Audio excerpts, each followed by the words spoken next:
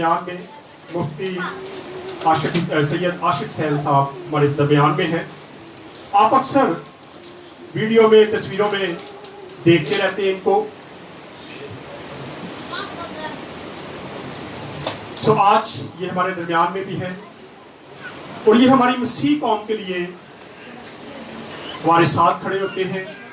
آپ اکثر ان کے جو ویڈیو میں بھیجتا ہوں کبھی آپ سنیں تو آپ کو پتہ چلے گا. سرگودے والا واقعہ ہوا اس میں بھی یہ ہمارے ساتھ تھے. جڑا والے واقعہ میں پھر اس کے بعد حال ہی میں جو ہمارے اپنے علاقے میں جو کچھ ہوا اس میں بھی یہ صرف ہمارے ساتھ تھے. اور پھر سیال کوٹ میں جو کچھ ہوا اس میں بھی یہ ہمارے ساتھ تھے. ان کی ملاقات میری کیسے ہوئی؟ بہن فردوس شوکت ہیں، کل میری ان کے ساتھ ملاقات ہوئی. انہوں نے مفتی صاحب کو کہا کہ اس پاسٹر صاحب کو ڈھونڈے. میں نے دعا کرانی، ان کو فالج ہو گیا. آج ان کے لیے ہم دعا بھی کریں گے. انہوں نے ان سے ریکویسٹ کی کہ آپ ان کو ڈھونڈیں اور میں دعا کروانا چاہتی ہوں. تو کل کافی دیر سے انہوں نے میرے ساتھ رابطہ اس لیے کیا تھا، لیکن بعد میں خدا کا شکر ہے کہ ان کے ساتھ میرے تعلق بنے. اور پھر مفتی صاحب کے ساتھ اکثر ہم میٹنگ بھی کرتے ہیں اور جب بھی کوئی مسئلہ ہوتا ہے یہ ہمارے ساتھ کھڑے ہوتے ہیں. یہ انٹر ہارمونی کے چیئرمین بھی ہیں، ان کے ساتھ یہ سارا اس کو چلاتے ہیں. اور پھر امن کمیٹی کے بھی یہ بانی ہیں، بھائی ذکریہ ہیں. یہ وہ ہیرو ہیں جنہوں نے کچھ سہا ہے. یونان آباد کے جب ثانیہ ہوا تو 5 سال تک یہ جیل میں رہے اور اب یہ بھی ہماری ٹیم کا حصہ ہے. پرسوں میں سیالکوٹ نہیں جا سکا، لیکن مفتی صاحب ذکریہ بھائی تھے. جب بات ہم فون کر رہے تھے نا، یہ ذکریہ بھائی وہاں پہ سیالکوٹ ہم نے ان کو بھیجا اور وہاں جا کے سارے حالات کو کنٹرول کیا. ہم ان کے بھی شکر گزار ہیں.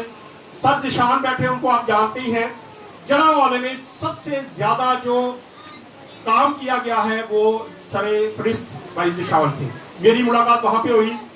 مفتی صاحب یہ جڑا والے سے ہم نے بائبل جو جلی ہوئی بائبل ہے، وہاں پہ جو بائبلیں جلائی گئی تھی یہ ہم نے یہاں پہ لا کے رکھی ہے تاکہ ہماری آنے والی نسلیں جو ہیں وہ بھی یاد رکھیں کہ جڑا والے میں ہمارے ساتھ کیا ہوا تھا اور کتنا بڑا ثانیہ وہاں پہ والا، کتنی بائبلیں، زبور، چرچ لوگ کے گھر جلائے گئے تھے.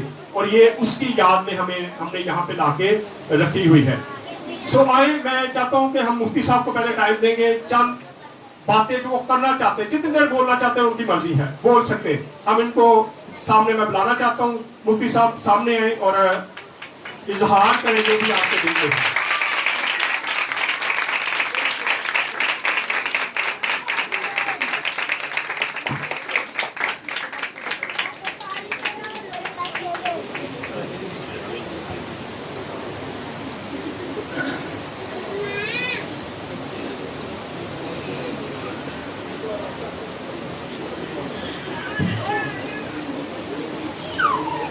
بسم اللہ الرحمن الرحیم. قال اللہ تبارک و تعالی فی القرآن المجید قل هو اللہ احد اللہ الصمد لم یلد ولم یولد ولم یکن له کفوا احد. قال اللہ تبارک و تعالی فی القرآن المجید وابرئ الاکمہ والابرص واحیی الموتى باذن اللہ وانبئکم بما تاکلون وما تدخرون فی بیوتکم. صدق اللہ العظیم. نہایت پیاری بہنوں اور مسیح بیٹیوں اور اس چرچ سے باہر بیٹھے ہوئے فرزندان روحانی یسوع مسیح مرد حضرات، اور بالخصوص اس چرچ کے اور اس آباد چرچ کے پاسٹر آصف کھوکر صاحب اور ان کی بچیاں اور ان کی اہلیہ، جو پورا خاندان جس محبت کے ساتھ، جس پیار کے ساتھ مسیح ابن مریم یسوع المسیح کے محبت کے گیت زبور کی صورت میں گا رہے تھے، مجھے سب کچھ دیکھ کر بہت خوشی ہوئی اور پتہ چلا کہ جگہ بڑی نہیں ہوتی، کام بڑا ہوتا ہے. اور اگر کنال کا بھی چرچ ہو اور وہاں کام نہ ہو تو وہ کسی کام نہیں. اور اگر حجم میں اور رقبے میں چھوٹی سی بھی جگہ ہو اس چرچ کی طرح اور اس کا دامن آپ جیسے روحانی فرزندان مسیحی اور بیٹیوں سے بھرا ہوا ہو تو اس ایک کنال کے چرچ سے 1000 درجے یہ چرچ بہتر ہے۔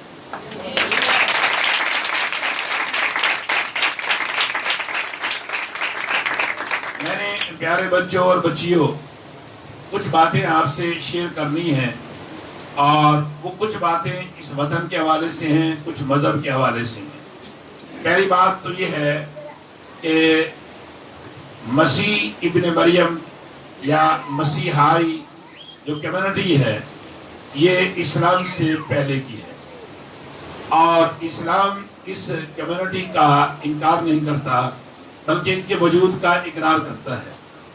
قرآن مجید فرقان حمید میں اللہ نے کہا کہ وَأَنزَلَ التَّوْرَاةَ وَالْإِنجِيلَ مِن قَبْلُ هُدًى لِلنَّاسِ، کہ مجھ سے پہلے یعنی قرآن سے پہلے انجیل نازل کی گئی، زبور نازل کی گئی، تورات نازل کی گئی، اور قرآن کہتا ہے کہ من قبل میرے سے پہلے ہدی للناس، وہ بنی نوع انسان کی ہدایت کا فریضہ ادا کرتی ہے۔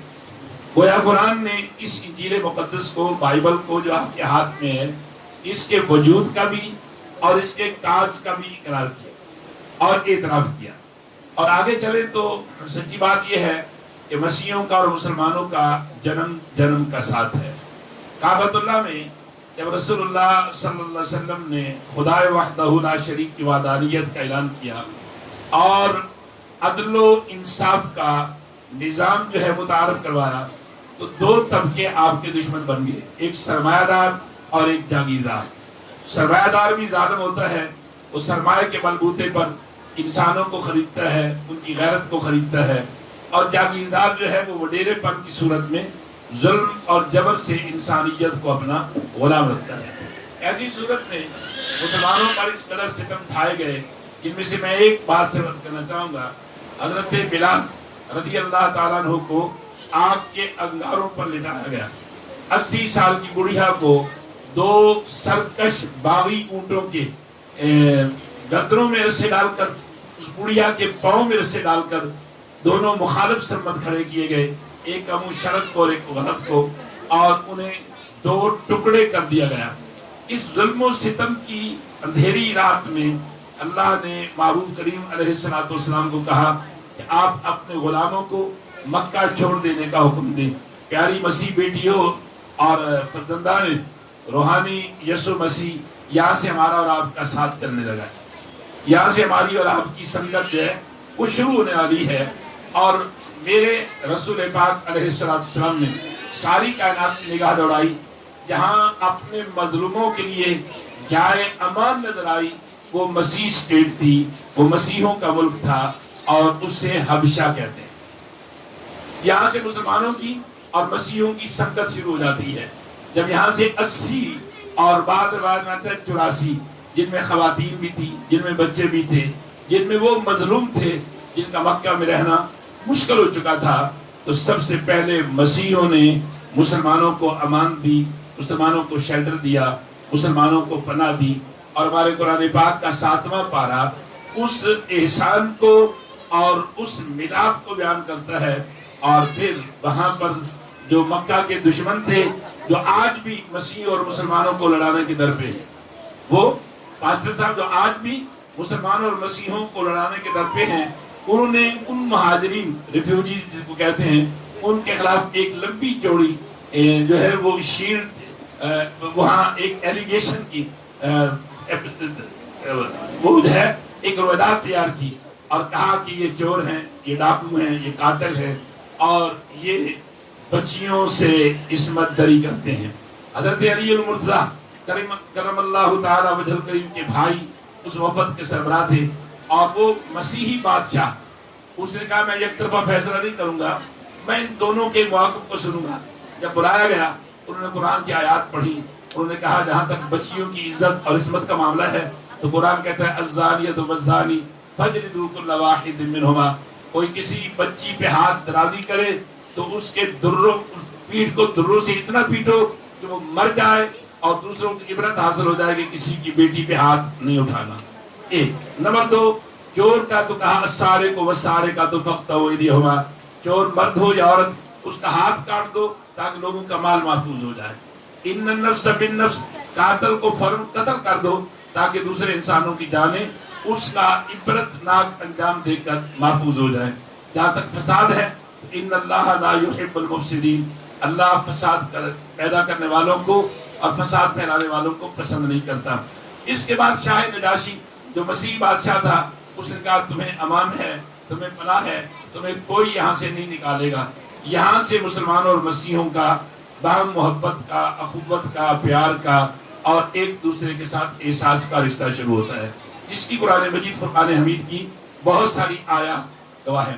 آخری جو آج پاکستان کے اندر ابھی 2 دن پہلے آپ نے دیر سوات کے اندر مدین ایک جگہ ہے, وہاں جو ظلم ہوا, آپ نے دیکھا کہ 2 دکانداروں کی آپس میں بحث ہوئی, اور بحث میں آپ کو بھی کہنا چاہوں گا, بچیوں کو بھی کہنا چاہوں گا, کسی کے ذاتی کردار کو اس کے مذہب کے ساتھ تعلق تشریح نہ کریں. کسی کے ذاتی کردار کو, مثال کے طور پر اگر میرا کسی مسیح سے اختلاف ہوتا ہے تو میں اس کے مذہب کو تانا نہیں دوں گا, میں اس کو یہ نہیں کہوں گا تم مسیح ہو, یہ تمہاری تعلیمات ہیں. اور اسی طرح آپ کا اگر کسی مسلمان سے کسی بات میں جھگڑا ہوتا ہے تو آپ نے قطعاً میری بچیوں مذہب کو تانا نہیں دینا. یہیں سے وہ فسادات جنم لیتے ہیں جو آپ دیکھتے ہیں کہ پیدا مشتعل ہو کر آدمی اس کا تو مسلمان ہے, تیرا یہ کردار ہے. اب یہاں سے وہ شخص فوراً لیتا ہے کہ اس نے مذہب کی توہین کی. اور اسی طرح اگر مسلمان کسی مسیح کے ذاتی کردار میں کہیں جھول دیکھتا ہے لوگ تو مسیح ہے, تیرا یہ ہے, تو وہ وہاں سے توہین مذہب کا ایک راستہ نکال لیتا ہے اپنی عداوت اور اپنی دشمنی مٹانے کے لیے. میں آج اس چرچ میں آپ کو پیغام دینا چاہوں گا, ڈی آئی جی محمد فیصل کامران صاحب کی طرف سے بھی, اور ان کے 2 دست و بازو, جو ایک ڈی آئی بی یعنی انٹیلیجنس ڈسٹرکٹ بیورو, اس کے جو انسپیکٹر ہیں محترم شکیل صاحب, اور ڈی آئی جی صاحب کے جو پی ایس او ہیں جنہیں ماسٹر صاحب نے مجھے سیالکوٹ کا واقعہ دیا, میں نے ان کو فوراً میسج کیا اور اس کا مثبت نتیجے نکلے, وہ ہے آصف رفیق صاحب. میں ان کی توسط سے میں آپ کو پیغام دینا چاہوں گا کہ یہاں ذاتی کسی کردار یا جھگڑے کی بات ہو تو خدا را مذہب کو بیچ میں نہ لائے. جب مذہب کو آپ کو بیچ میں لاتے ہیں تو وہاں سے فساد جنم لیتا ہے, اور توہین مذہب کے نام پر پھر قتل و غارت گری شروع ہو جاتی ہے, گھروں کو آگ لگائی جاتی ہے. لہذا آج اس چرچ میں میرا بھی آپ کو یہ پیغام ہے, اور D I G Lahore operation Muhammad Faisal Kamran صاحب کا بھی پیغام ہے مسیح بیٹیوں کے نام, کہ آپ اپنے ذاتی جھگڑوں کو ذاتی کردار تک رکھیں, اسے مذہب کو تعان و تشنیع کا موجب نہ بنائے تاکہ فساد پیدا نہ ہو. بات چلی تھی آخر میں مذہب کاٹ کی. وہ جو آئے تھے نا مکہ کے کافر مسلمانوں اور مسیحوں کو لڑانے کے لیے, انہوں نے کہا یہ یسوع مسیح کو گالیاں دیتے ہیں. 4 جو ایلیگیشن تھے ان میں ناکام ہوئے, 5واں سنگین ایلیگیشن تھا مسلمانوں اور مسیحوں کو لڑانے کے لیے, یہ یسوع مسیح کو برا بھلا کہتے ہیں. حضرت علی المرتضیٰ کے بھائی نے, پیارے بچوں آپ کا اور ہمارا کتنا ساتھ ہے ذرا دیکھیے. انہوں نے جو آیات پڑھی تو قرآن کہتا ہے کہ وہ مسیح بادشاہ کی آنکھوں سے آنسو کی چھڑی لگ گئی. انہوں نے کہا وَأُبْرِئُ الْأَكْمَحَ, یسوع مسیح وہ ہے جو ماں کے پیٹ سے پیدا ہونے والے اندھوں کو ہاتھ لگائے تو خدا ان کو نور بصارت دے دیتا ہے.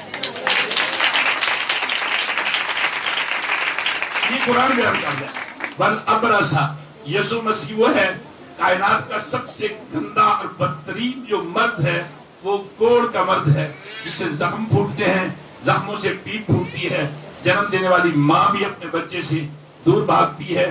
یسوع مسیح وہ ہے جو کائنات کے سب سے سنگین مرض کے مریضوں کو ہاتھ لگاتا تو ساری کائنات کا حسن اس کے چہرے پہ آ جاتا اور مرض سے شفا مل جاتی. یسوع مسیح وہ ہے جو مریضوں کو شفا دیتا ہے. یہ قرآن کہہ رہا ہے, میں نہیں کہہ رہا, یہ قرآن کہہ رہا ہے. وَأُبْرِئُ الْأَكْمَحَ وَالْأَبْرَصَ, برس کے داغ جو ہے. اور تیسرا معجزہ جو ہے وہ وَحْيِ الْمَوْتَى بِإِذْنِ اللَّهِ, وہ کسی 1000 سال پرانی قبر پر بھی کھڑے ہوتے اور صاحب قبر کو کہتے اٹھ زندہ ہو, تو مردے جی اٹھتے اور وہ یسوع مسیح سے باتیں کرتے. وَحْيِ الْمَوْتَى بِإِذْنِ اللَّهِ, یہ سب کچھ اللہ کے حکم سے یسوع مسیح کے دستے نبوت سے ہوتا. اور اگلی بات جو کہا کہ اس کے نگاہ جو ہے زمین اپنا کلیجہ چیر کے اس کے آگے رکھ دیتی ہے اور اپنی چھپی چیزیں بھی اس کے ظاہر کر دیتی ہے. وَأُبْرِئُ الْأَكْمَحَ وَالْأَبْرَصَ وَأُحْيِي الْمَوْتَى بِإِذْنِ اللَّهِ وَأُنَبِّئُكُم بِمَا تَأْكُلُونَ وَمَا تَدَّخِرُونَ فِي بُيُوتِكُم. یسوع مسیح وہ ہے جو پیٹ کے اندر 7 پردوں میں میدے میں پڑی ہوئی غذا بھی بتا دیتا ہے کہ تم روٹی کھا کے آئے ہو یا تم بوٹی کھا کے آئے ہو, تم نے کون سی جنس کھائی ہے. اور یہی نہیں بلکہ جو یسوع مسیح کے پاس آتے, مسیح ابن مریم کے پاس, تو وہ گھروں میں پڑی ہوئی چیزیں جو لوگ زمین میں دبا کر آتے وہ اس کی بھی خبر دے دیتے کہ تمہارے گھر میں فلاں کونے میں زمین کے اندر تم نے فلاں چیز دبا رکھی ہے. یہ کمالات معجزات جب بیان کیے تو قرآن کہتا ہے وَإِذَا سَمِعُوا مَا أُنزِلَ إِلَى الرَّسُولِ تَرَىٰ أَعْيُنَهُمْ. وہ جو شاہ نجاشی بادشاہ تھا اس کے مسیح اسٹیٹ کا, اپنے یسوع مسیح کے کمالات قرآن کی زبان سے جب سنے اس کی آنکھوں سے آنسوں کی جھڑی لگ گئی. اس نے کہا تم سچے ہو اور میری اسٹیٹ تمہارے لیے پناہ گاہ ہے. یہاں سے ہمارا اور آپ کا ایک ایسا احسان کا رشتہ شروع ہوتا ہے جس کی لاج میرے پاک نبی حضرت محمد الرسول اللہ صلی اللہ علیہ وسلم نے نبھائی. اور جب ریاست مدینہ مسلمانوں کی پہلی اسٹیٹ بن گئی اور اس اسٹیٹ میں ایک اندرونی معاملات ہوتے ہیں, ایک خارجی معاملات ہوتے ہیں جس کو وزارت داخلہ اور وزارت خارجیہ کہا جاتا ہے.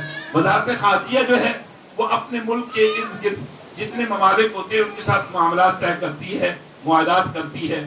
میرے رسول پاک علیہ الصلوۃ والسلام نے فرمایا اے میری امت کے لوگوں, اگر مختلف مذاہب سے وابستہ لوگوں سے معاہدات کرنے کی باری آئے اور ان میں مسیح بھی ہوں تو ساروں کو چھوڑ دینا, مسیحوں کے ساتھ ایگریمنٹ کرنا کہ یہ میری امت کے موس ہیں.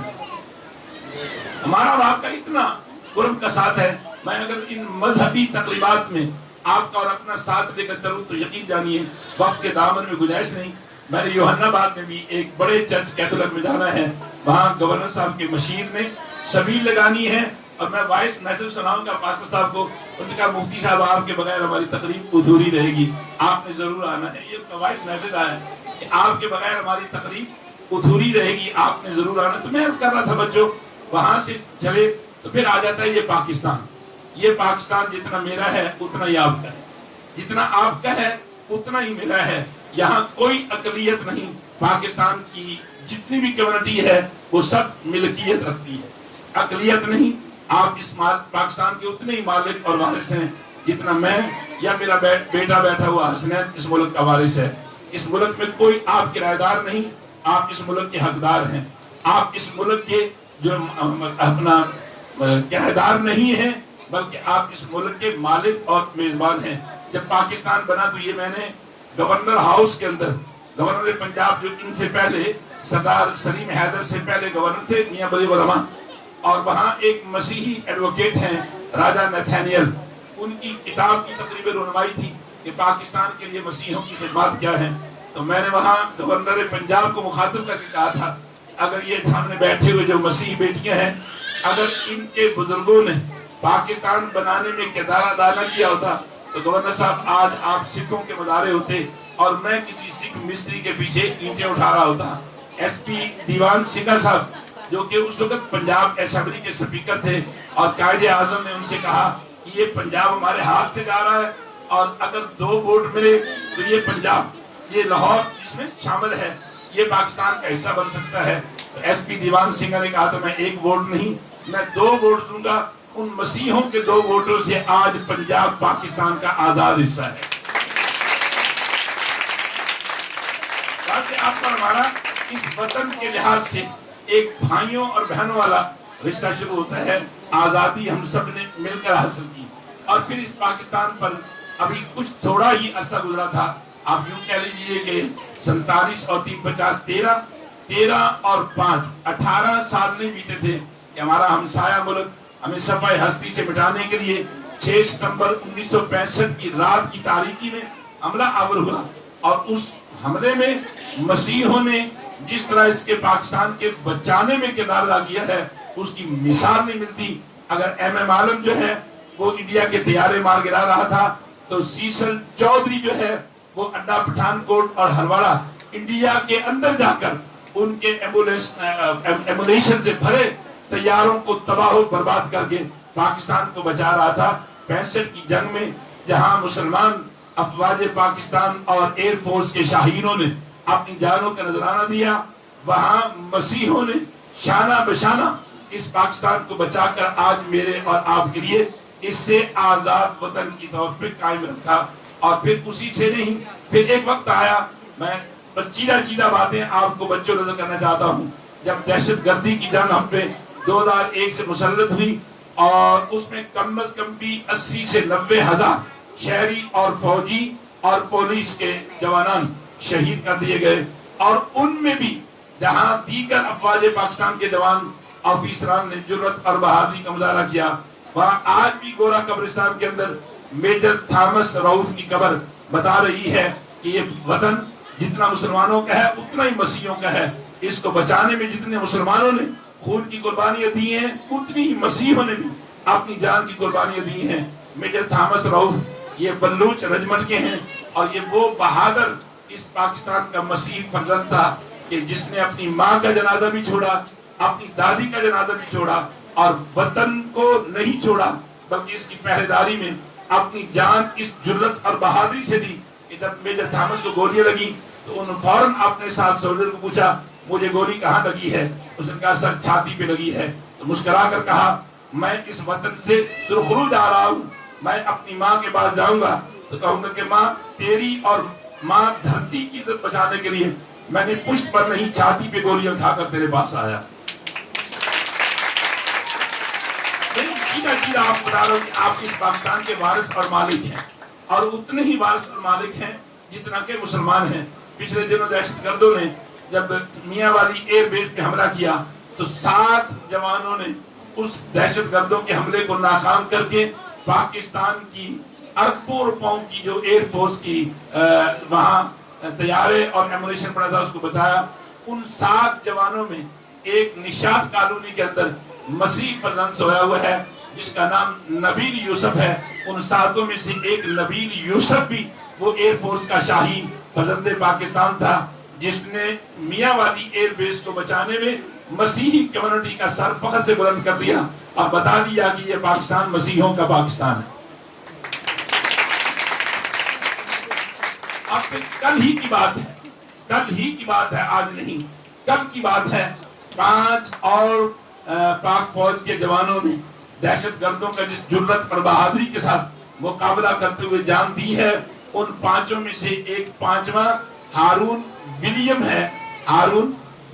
ہے جس نے اس پاکستان کو بچاتے ہوئے ان 4 مسلمان فوجیوں کے ساتھ کندھے سے کندھا ملا کر یہ ثابت کر دیا کہ یہ پاکستان جتنا مسلمانوں کا ہے اتنا ہی مسیحیوں کا ہے، اس کو بچانے میں جتنا کردار مسلمانوں کا ہے اتنا ہی کردار مسیحیوں کا ہے۔ اور اس ہارون ولیم کو جس نے جس جرأت اور بہادری کے ساتھ کل کے دن، یہ جو گزرا ہے کل، پاکستان کے لیے اپنا خون دیا، اپنی جان دی، اور میں سیلوٹ کروں گا جنرل آصف منیر کو، سپاہ سالار افواج پاکستان کو، جس نے اس ہارون ولیم کی آخری رسومات میں چرچ میں جا کر، اور وزیر اعظم میاں محمد شہباز شریف نے چرچ میں جا کر اس ہارون ولیم کے آخری رسومات میں اس کے جنازے میں شریک ہو کر اس کمیونٹی کو جس کو مایوس کرنے کے لیے پاکستان سے، جسے پاکستان سے بددل کرنے کے لیے کبھی نذیر مسیح کا قتل ہوتا ہے اور کبھی کسی اور کا، تو یوں جو بددلی پیدا ہو رہی تھی، سپاہ سالار عساکر پاکستان جنرل آصف منیر نے ہارون ولیم کے تابوت کو اپنے اس کرون شدہ کندھے پہ اٹھا کر ثابت کر دیا کہ پاکستان کے مسیحوں کی اتنی ہی عزت ہے جتنی کسی مسلمان سولجر کی شہادت کے بعد عزت، اور وہ بھی اتنے ہی مالک اور وارث ہیں جتنا کوئی دوسرا دعوے دار ہے۔ یہ میں نے ایک چھوٹا سا نقشہ کھینچا آپ کا کہ پاکستان ہم سب کا ہے، پاکستان کسی ایک کا نہیں ہے، پاکستان اتنا ہی مسلمانوں کا ہے جتنا مسیحیوں کا ہے، اور جتنا مسلمانوں کا ہے اتنا ہی پاکستان مسیحیوں کا ہے۔ اور رہ گئی اگلی بات کہ معاشرہ ہمارا کس بیرار روی کا شکار ہو رہا ہے۔ اب دیکھیے 2 دکانداروں کی، میں پھر آپ کو ڈی آئی جی محمد فیصل کامران صاحب کا، بچیوں آپ کو پیغام دے رہا ہوں، یہ دکھائیے جی سکرین پر بچیوں کو، یہ بچیوں میں آپ کو پیغام دے رہا ہوں۔ عورتوں کو عادت ہوتی ہے جب آپس میں لڑتی ہیں تو پھر وہ ایک دوسرے کو مذہب کا تانا دیتی ہیں، تو فلانے مذہب سے ہے، تو ایسا ہے ایسا ہے، اس سے وہ فساد جنم لیتا ہے جس سے کئی گھر جل جاتے ہیں، کئی بستیاں جل جاتی ہیں. کسی کے ذاتی کردار پر آپ اس کی ذات سے لڑے، اس کے مذہب سے نہ لڑے، نہ مسلمان نہ مسیحی. اس کا ذاتی کردار ہے، اگر اس کا ذاتی کردار برا ہے تو مذہب تو برا نہیں ہے، مذہب برا نہیں ہے. مگر جب ہم اس کے ذاتی کردار کو پاسٹر صاحب مذہب کے طور پہ اس کو تانا دیتے ہیں تو وہیں سے جو مفاد پرست ہوتے ہیں وہ مذہب کا آڑ لے کر اس پر توہین مذہب کا الزام لگا دیتے ہیں. جیسا کہ یہ سوال کے اندر سننے میں آ رہا ہے کہ ایک دکاندار کی اور کسٹمر کی تکار ہوئی، اس نے اسے کہہ دیا تو مسلمان ہے، تو مسلمان ہے. بس اس سے بات آگے بڑھی، اس دکاندار نے اس سے راستہ نکال لیا کہ اس نے مذہب کی توہین کی، اس نے قرآن کو جلایا، اس زندہ جلا دیا گیا. میں آج مطالبہ کرنا چاہوں گا کہ اگر سیالکوٹ کے اندر سری لنکن مینیجر پریاتا کمارا کو آگ میں جلانے والوں کو چوکوں اور چاہوں میں سزائیں دی جاتی تو شاید سوات اور دین کے اندر محمد اسماعیل کو آگ میں جلانے کی نوبت نہ آتی. اور اگر ان قاتلوں کو سزا دی جاتی تو نذیر مسیح کو ذاتی اناد پر، ذاتی جھگڑے پر مذہب کا الزام دے کر اس کو ہی نہیں بلکہ دیکھیے ہمارا معاشرہ قابل شرم ہے، قابل شرم. پوری دنیا میں جو ایمبولینس کا پروٹوکول ہے وہ اسٹیٹ کے بادشاہ اور حاکم سے بھی زیادہ ہے. صدر کی گاڑی بھی آ رہی ہو، وزیر اعظم کی آ رہی ہو، آرمی چیف کی آ رہی ہو اور پیچھے ایمبولینس کا ہوٹل بجے تو اخلاقی طور پر پریزیڈنٹ آف اسٹیٹ جو ہے اس کو راستہ دے دیتا ہے اور چیف آف آرمی سٹاف اس کو راستہ دیتا ہے کہ اس میں ایک انسانی زندگی کو یا بچانے کے لیے کوشش کی جا رہی ہے یا اس کو آخرت میں پہنچانے کی کوشش کی جا رہی ہے. مگر سرگودا کا نذیر مسیح کا واقعہ اس قدر باعث شرم ہے کہ جب وہ پولیس کسٹڈی میں آ گئے اور ان کو ایمبولینس میں ڈال لے جایا جا رہا تھا تو ایمبولینس پر بھی اینٹوں کی بارش برسائی گئی اور جب ایمبولینس ہاسپٹل پہنچی تو اس کے اوپر سے 27 اینٹیں برآمد ہوئی جو انٹرنیشنل میڈیا پر دکھا کر پاکستان کی جگ ہنسائی ہوئی. میں سمجھتا ہوں یہ رویے جتنے متشدد ہو رہے ہیں ان کے پیچھے ملک دشمنوں کا ہاتھ ہے، ان کے پیچھے ملک دشمنوں کا ہاتھ ہے. اس لیے کہ 2017 کی مردم شماری میں پاکستان کے اندر 25,000 سکھ فیملیاں تھیں اور 2023 کی مردم شماری میں 20,000 فیملیاں سکھوں کی پاکستان چھوڑ کر چلی گئی. اب وہ ملک دشمن چاہتے ہیں کہ مسیحوں کو اتنا تنگ کیا جائے کہ یہ اس ملک سے بددل ہو جائے، اس کو چھوڑ کر چلے جائے، مگر ایسا کبھی نہیں ہوگا. پاسٹر آصف صاحب جیسے لوگ اور ہم جیسے فقیر لوگ انشاءاللہ ان کے ان گندے عزائم کو کامیاب نہیں ہونے دیں گے. اس لیے کہ ہم اپنے بچوں اور بچیوں کو بتائیں گے کہ یہ پاکستان تمہارا ہے، یہ پاکستان تمہارا ہے اور تم پاکستان کے ہو. ہم تو دھرتا پرچھاوا ہیں، آپ نے اس پاکستان کو سنبھالنا ہے، آپ لوگوں نے اس پاکستان کو بنانا ہے. بس آج کا ایک ہی اس چرچ میں پیغام ہے، چونکہ ڈی آئی جی محمد کامران فیصل صاحب نے ایک اجلاس میں کہا تھا کہ چرچ اور مسجد کے فاصلوں کو کم کریں. پادری صاحبان مسجدوں کے اجتماع میں جائیں اور مولانا صاحبان جو ہیں وہ چرچوں میں جائیں تاکہ جو ملک دشمن عناصر ان دو بڑے مذہب کے پیروکاروں کو آپس میں لڑانا چاہتے ہیں، یہ سانجھیں، یہ سنگتیں، یہ قربتیں، ان کے عزائم کو خاک پہ ملا دیں. میرا آج یہ 3را سنڈے ہے. میں ہر سنڈے کو کسی نہ کسی چرچ میں جاتا ہوں اور مسیحی بچوں اور بچیوں کو پیغام دیتا ہوں کہ پاکستان سے کبھی بددل نہ ہونا، پاکستان سے کبھی نا امید نہ ہونا. گھر میں چھوٹے موٹے جھگڑے ہوتے ہیں، گھر کوئی نہیں چھوڑتا، یہ پاکستان آپ کا ہے. میں نے ایک جگہ پر کہا تھا، میں نے کہا مسیح پاکستان کیوں چھوڑے؟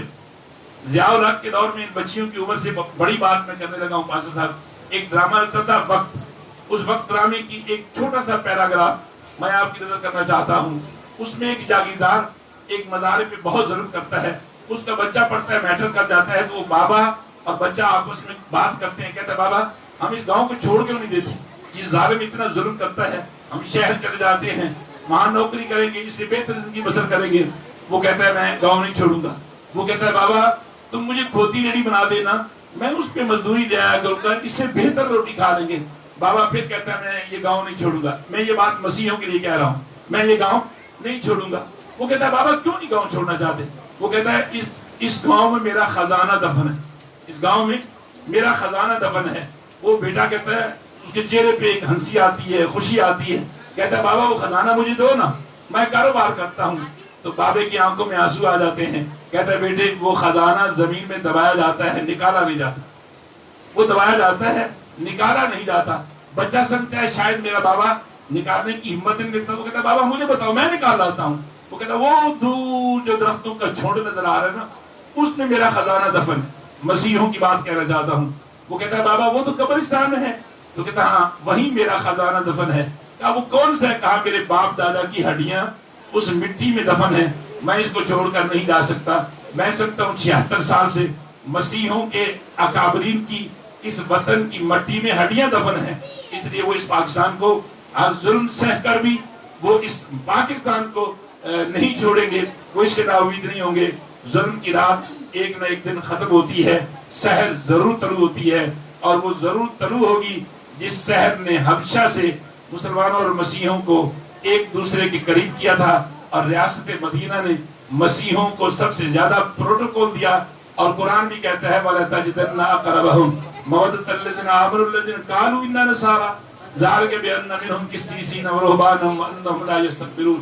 کہ جب تم دیکھو تو مسیحوں کو تم اپنے بہت قریب پاؤ گے. اے مسلمانوں, تم مسیحوں کو اپنے بہت قریب پاؤ گے. ان کے عالم جو پاسٹر آصف ٹھوکر صاحب جیسے ہیں, وہ صاحب علم ہیں, وہ صاحب علم ہیں. ان میں انسانی وقار اور اخلاقی قدروں کا احساس اور پاس ہے. میں سمجھتا ہوں کہ آج اس چرچ کے اندر جس میں سینکڑوں مسیحی بیٹیاں بیٹھی ہوئی ہیں, جس کا باہر گلی مسیح مردوں سے گلی بھری ہوئی ہے, آج یہی پیغام ہے کہ یہ پاکستان ہمارا ہے اور ہم پاکستان کے ہیں. اس سے کبھی بددل نہیں ہونا, کبھی مایوس نہیں ہونا. میاں بیوی کی لڑائی سے اولاد گھر چھوڑ نہیں دیا کرتی. ایک نہ ایک دن میاں بیوی کی صلح ہو جاتی ہے اور گھر پہ امن کا گہوارہ ہوتا ہے. جو لوگ مسیحوں اور مسلمانوں کو لڑانے کی سازش کر رہے ہیں وہ ناکام ہوں گے, اور ان کی ناکامی اسی صورت میں ہے کہ ہم ایک دوسرے کے دست و بازو بن جائیں اور ایک دوسرے کا پہرا دیں, ایک دوسرے کی جان مال عزت آبرو کا خیال رکھیں. جب ہم یہ خیال رکھ لیں گے تو یقین جانیے دشمن ناکام ہے, پاکستان کامیاب ہے. آئیے ہم ایک نعرہ لگاتے ہیں, پاکستان زندہ باد. اچھا جو انڈیا سے آیا وہ جواب نہ دے, جو پاکستانی ہے وہ جواب دے. پاکستان زندہ باد. دیکھیں آپ محترمہ فاطمہ جناح کی بیٹیاں ہیں. فاطمہ جناح خاتون تھی اور قائد اعظم کی بہن تھی. انہوں نے اتنا ہی کردار ادا کیا ہے پاکستان بنانے میں جتنا قائد اعظم نے. میں یہ کہنا چاہوں گا کہ جتنا کردار مرد نے پاکستان بنانے میں ادا کیا ہے اتنا ہی عورت نے فاطمہ جناح کی صورت میں کیا ہے. آپ فاطمہ جناح کی بیٹیاں ہیں تو پھر زوردار نعرہ لگائیے, پاکستان زندہ باد. پاکستان زندہ باد. دکھائیں کہ بچیاں پاکستان کی بیٹیاں ہیں. پاکستان زندہ باد. آپ اٹھا کر پاکستان زندہ باد. پاکستان زندہ باد. مسلم مسیح اتحاد زندہ باد. افواج پاکستان زندہ باد. افواج پاکستان زندہ باد. افواج پاکستان زندہ باد. شہدائے افواج پاکستان زندہ باد. شہید وطن ہارون ولیم زندہ باد. شہید وطن ہارون ولیم زندہ باد. شہید وطن ہارون ولیم زندہ باد. اور میں کہوں گا ہم سب کا, آپ نے کہنا پاکستان, ہم سب کا پاکستان, ہم سب کا پاکستان, ہم سب کا پاکستان.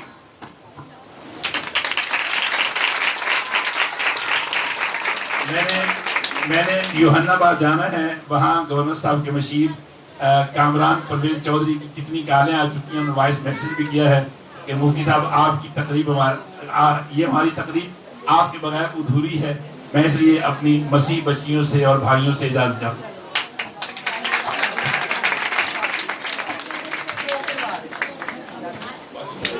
یہ آج ہم نے اس کا آغاز اس لیے کیا گیا, مجھ سے ایک میں آپ کو چھوڑ جاتا ہوں. آج ہم نے اس کا آغاز کیا اور بعد میں اگر کہیں گے تو میں بتاؤں گا کہ مفتی صاحب ہمارے لیے کیا کیا کرتے ہیں.